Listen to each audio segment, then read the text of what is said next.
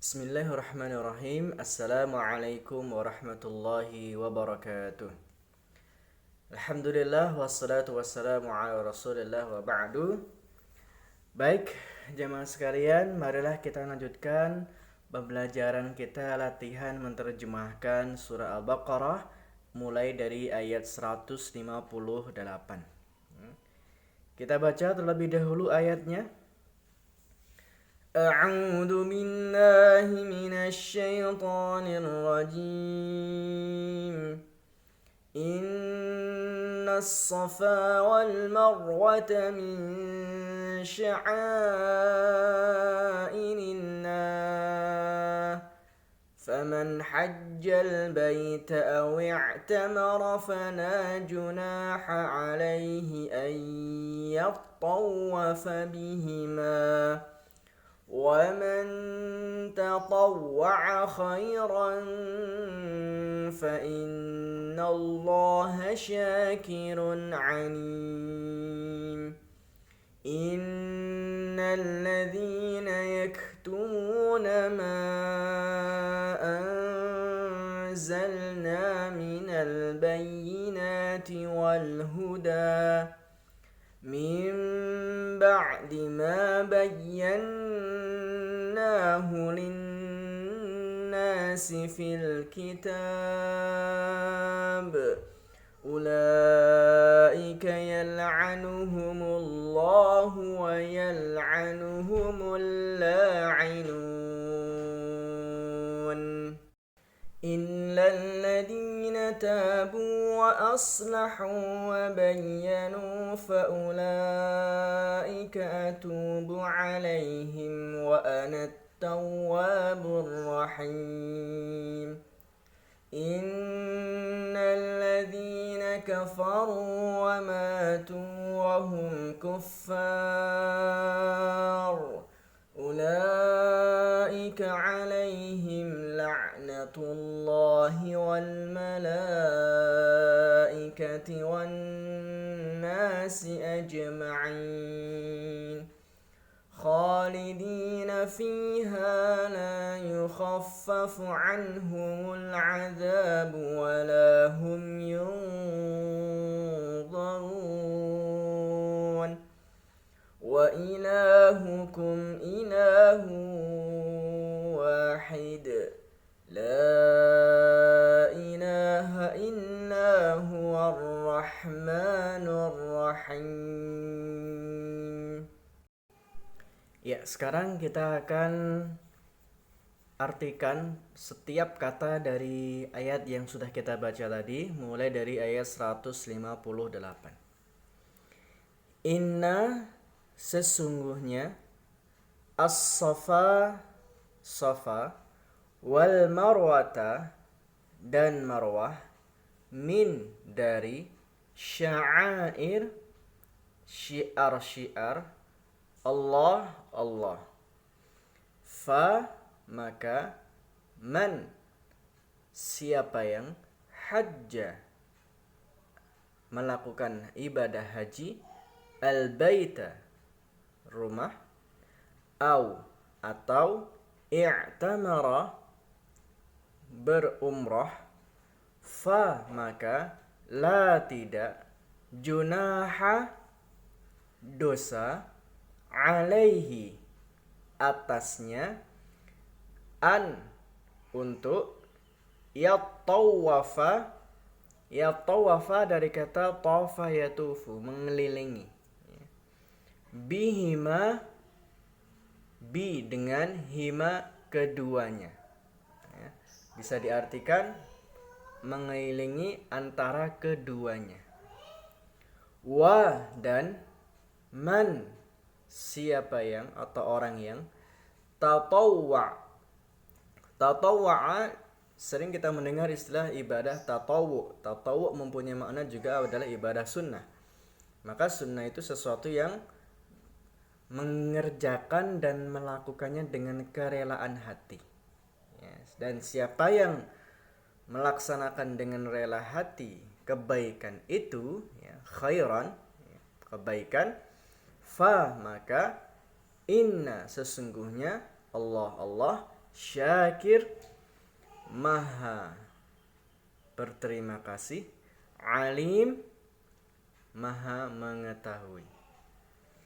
Inna sesungguhnya, alladzina orang-orang yang yaktumuna mereka menyembunyikan, ma apa yang anzalna telah kami turunkan, min dari bayinat penjelasan-penjelasan, wal huda dan hidayah petunjuk, mim dari ba'di sesudah, ma apa yang bayyannahu telah kami jelaskannya, linnasi bagi manusia, fil kitab di dalam kitab, ulaika mereka itulah, yal'anu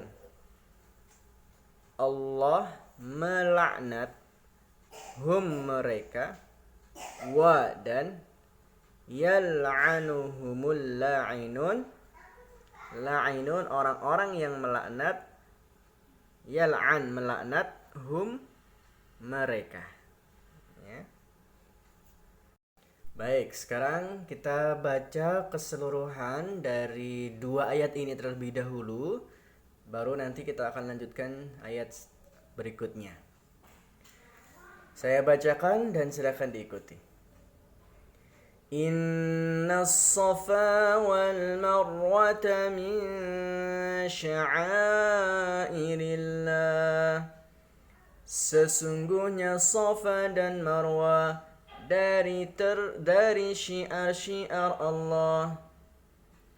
Faman hajjal baita aw i'tamara, maka barang siapa yang haji ke Baitul Haram atau berumrah, fala junaha alaihi, maka tidak ada dosa baginya, ayyattawafa bihima, untuk mengelilingi di antara keduanya. Wa man tatawwa'a khaira, dan barang siapa dengan kerelaan hati melakukan kebaikan itu, fa innallaha syakirun alim, maka sesungguhnya Allah maha mensyukuri, maha mengetahui.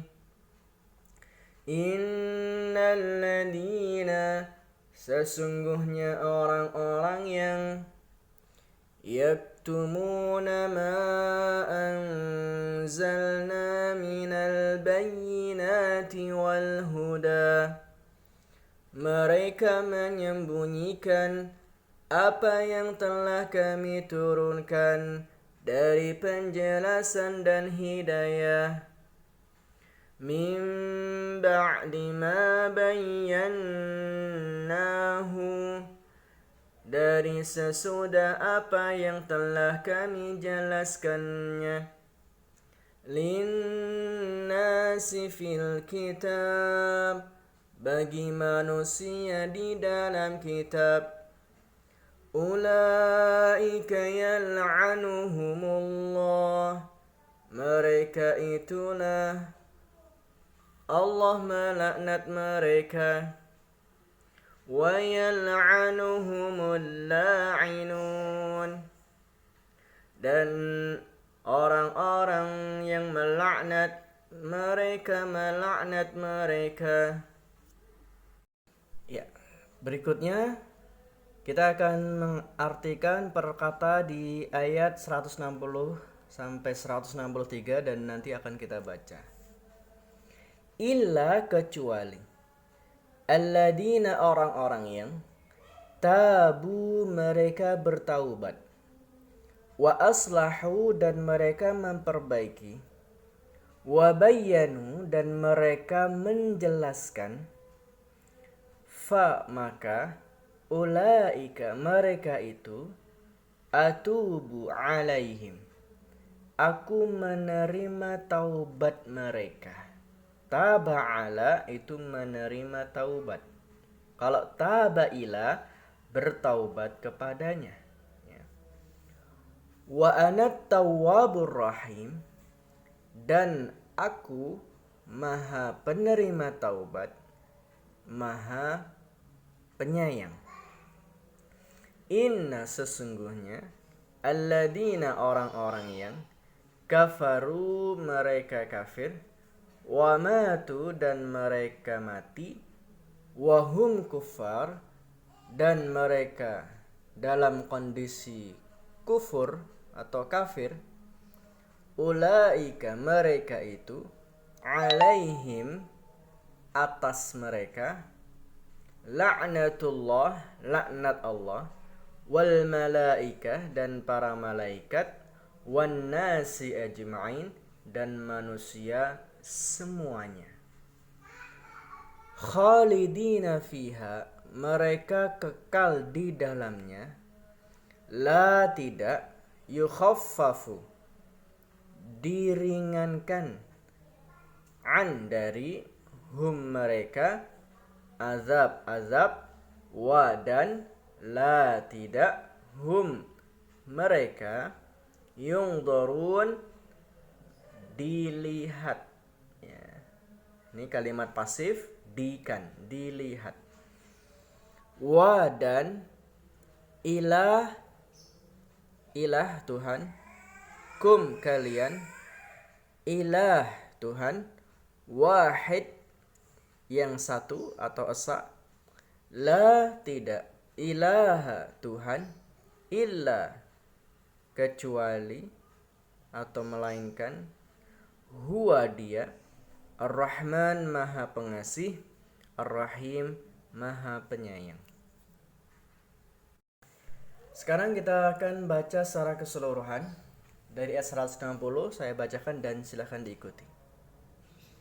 Illal ladzina tabu, kecuali orang-orang yang bertaubat, wa aslahu wa bayyanu dan mereka memperbaiki dan mereka menjelaskan, faulaika atubu alaihim maka mereka itulah aku menerima taubat mereka, wa ana tawwabur rahim dan aku maha penerima taubat, maha penyayang.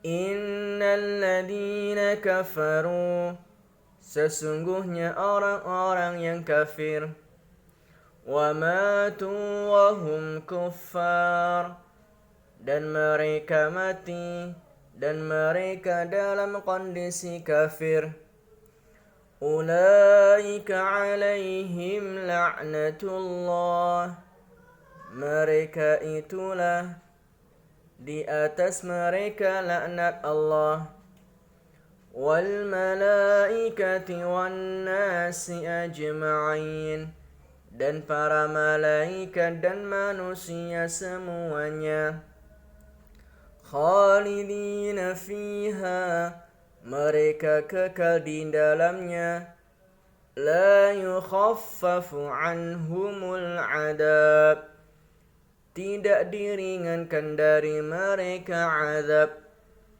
walahum yundarun dan tidak pula mereka dilihat, wa ilahukum ilahu wahid dan Tuhan kalian Tuhan yang esa, la ilaha illahu tidak ada Tuhan melainkan Dia, Ar-Rahmanur Rahim yang maha pengasih maha penyayang.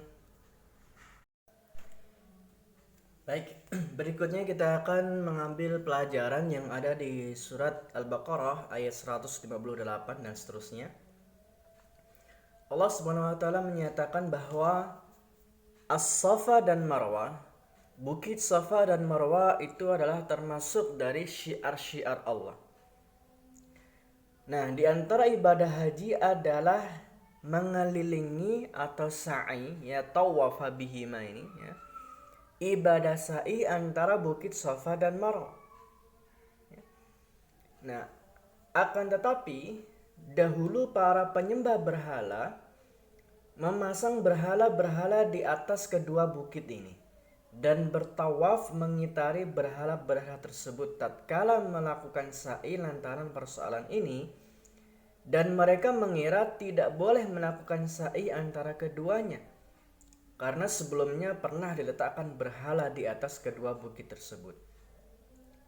Lalu Allah SWT melalui ayat yang diturunkan ini mengingatkan bahwa dua bukit ini merupakan tanda kekuasaan ilahi, syiar Allah, dan mengingatkan kepada kenangan pelopor haji yaitu Nabi Ibrahim alaihissalam.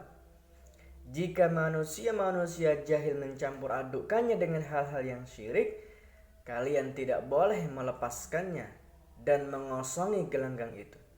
Bahkan kalian harus mencegah para penyimpangnya dari tempat tersebut dengan kehadiran kalian. Maka sejak saat itu melalui perintah Allah, setiap orang yang hendak berziarah ke Baitullah hendaklah dan harus melakukan ibadah sa'i antara Bukit Safa dan Marwa dan mengenang gerak lari hajar antara Safa dan Marwa serta memperingati berbagai pengorbanan beliau. Kemudian di ayat 159 Allah Subhanahu wa taala menyebutkan bahwa ayat ini berbicara tentang orang-orang Yahudi yang mereka menyembunyikan tanda-tanda munculnya Nabi Muhammad SAW meski sudah terdapat di dalam kitab-kitab mereka, dan menyingkirkan jerih payah para nabiullah dalam mencapai petunjuk dan kebahagiaan. Menyembunyikan kebenaran jika dilakukan oleh orang-orang jahil, maka akan mendapatkan balasan dan hukuman yang lebih kecil. Namun pelaksanaan perbuatan semacam ini oleh para ulama sebuah umat merupakan kezaliman terbesar terhadap hak manusia, para nabi dan Allah SWT. Oleh karena itu mereka mendapat laknat selamanya. Dan ayat ini secara jelas menyampaikan bahwa di samping menyatakan cinta kepada orang-orang yang suci, harus menyatakan pula laknat dan kebencian mereka terhadap orang-orang kotor, khususnya mereka yang menjadi penyebab kesesatan manusia. Di ayat yang ke-160, di ayat 160 Allah memberikan pengecualian. Ada orang-orang yang Allah memberikan ampunan kepada mereka. Allah membuka ruang harap dan jalan taubat bagi manusia, sehingga pelaku dosa besar itu mereka tidak berputus asa dari rahmatnya. Yang pasti jelas bahwa taubat segala dosa harus sesuai dengan dosa tersebut, sehingga sedapat mungkin bisa menutupi dampak-dampaknya. Oleh karena itu, taubat terhadap penyembunyian hakikat adalah dengan menerangkan hakikat itu kepada manusia, sehingga tidak tinggal dalam kesesatan dan mencapai kebenaran. Dan di ayat 161 dan 162, pada ayat sebelumnya diterangkan bahwa jika orang-orang yang menyembunyikan hakikat menjelaskannya kepada manusia, maka mereka akan mendapat rahmat ilahi. Ayat ini kembali mengancam bahwa jika orang-orang kafir tidak melakukan hal itu, maka laknat Allah, para malaikat, dan manusia semuanya akan menimpa mereka. Sebab taubat akan berfungsi hingga sebelum kematian, dan dengan datangnya tanda-tanda kematian, taubat tidak lagi berguna. Seperti halnya Fir'aun bertaubat menjelang tenggelamnya, akan tetapi taubatnya tidak lagi berguna. Nah, lantaran itulah salah satu doa para nabi dan aulia Allah adalah mati dalam keadaan muslim saat kematian itu menghampirinya. Sebab mati dalam keadaan kafir adalah suatu penyakit yang tidak ada obatnya, jauh dari rahmat ilahi. Maka ketika Allah mengatakan wa matu wa hum kuffar ulaika alaihim la'natullah wal malaikati wan nasi ajma'in. Mereka akan mendapatkan laknatnya Allah, malaikat dan manusia semuanya. Bahkan mereka kekal di dalam neraka dan tidak mendapatkan keringanan azab, bahkan Allah tidak akan pernah melihat mereka. Hadirin yang dirahmati Allah, dari ayat-ayat yang kita baca tadi ada 5 pelajaran yang bisa kita petik. Yang pertama, jika tempat-tempat seperti masjid dan tempat-tempat ibadah telah dicampuri hal-hal khurafat oleh orang-orang yang jahil, maka jangan meninggalkan tempat itu, tapi harus disucikan dari khurafat tersebut dan menghidupkan lagi dengan ibadah-ibadah yang benar. Yang kedua, tempat-tempat yang merupakan tanda munculnya rahmat, kekuatan dan mukjizat ilahi seperti hanya Safa dan Marwah harus dihormati dan diperhatikan sehingga kenangan manusia-manusia suci dan jerih payah mereka senantiasa hidup dalam pikiran dan hati manusia. Kemudian yang ketiga, menyembunyikan hakikat dan kebenaran termasuk dosa-dosa yang mendapatkan laknat dan kecaman naluri pelakunya sendiri dari Allah Subhanahu wa taala. Sebab Allah telah meletakkan jiwa penuntut kebenaran di dalam fitrah setiap manusia. Dan poin yang keempat, dari satu sisi Allah menyediakan kemungkinan taubat bagi para pendosa, dan dari sisi lain Allah menjanjikan untuk menerima taubat dan mengenalkan zatnya sebagai penerima taubat. Dan yang terakhir, akibat dan akhir perbuatan itu amatlah penting, di mana apakah manusia mati dalam keadaan kafir atau dalam kondisi muslim? Tentunya akibat ini diperoleh dari amal perbuatan sepanjang hidupnya. Maka semoga kita termasuk orang-orang yang terus menjaga keimanan ini hingga kita wafat dalam kondisi berserah diri, dalam kondisi muslim, dan kita termasuk orang-orang yang selalu mengisahkan Allah Subhanahu wa taala. Amin ya rabbal alamin. Mohon maaf atas segala kekurangan, semoga manfaat. Assalamualaikum warahmatullahi wabarakatuh.